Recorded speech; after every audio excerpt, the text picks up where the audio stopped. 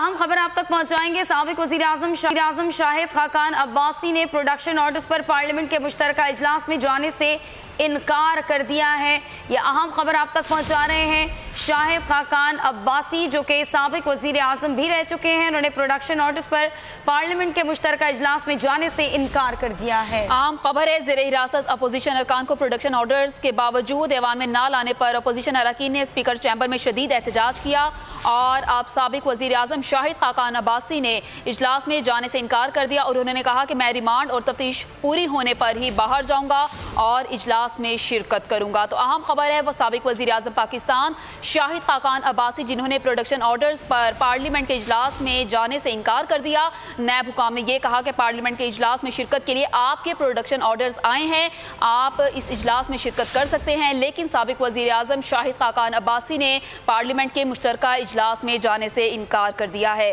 तो ज़ेर हिरासत अपोजिशन अरकान के प्रोडक्शन ऑर्डर्स का ये मामला है और अब साबिक वज़ीर-ए-आज़म शाहिद खाकान अब्बासी ने इस इजलास में शिरकत से इनकार कर दिया है। मज़ीद तफ़सीलात जानते हैं बोल न्यूज़ के नुमाइंदे गुलाम मुर्तज़ा से। गुलाम मुर्तज़ा, बताइएगा क्यों इनकार किया गया और अब क्या तफ़सीलात हैं आपके पास?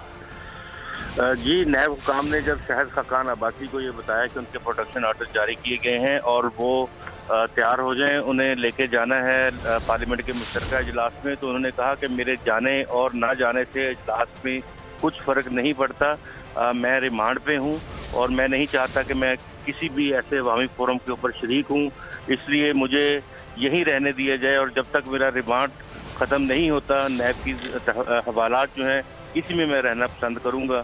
और उन्होंने इस तरह से नैब हुकाम को जवाब दिया है और अब वो पार्लियामेंट के मुश्तरका इजलास समेत जो नेशनल असम्बली का गुलाम मुर्तज़ा, आपने अपडेट किया, आपका बेहद शुक्रिया।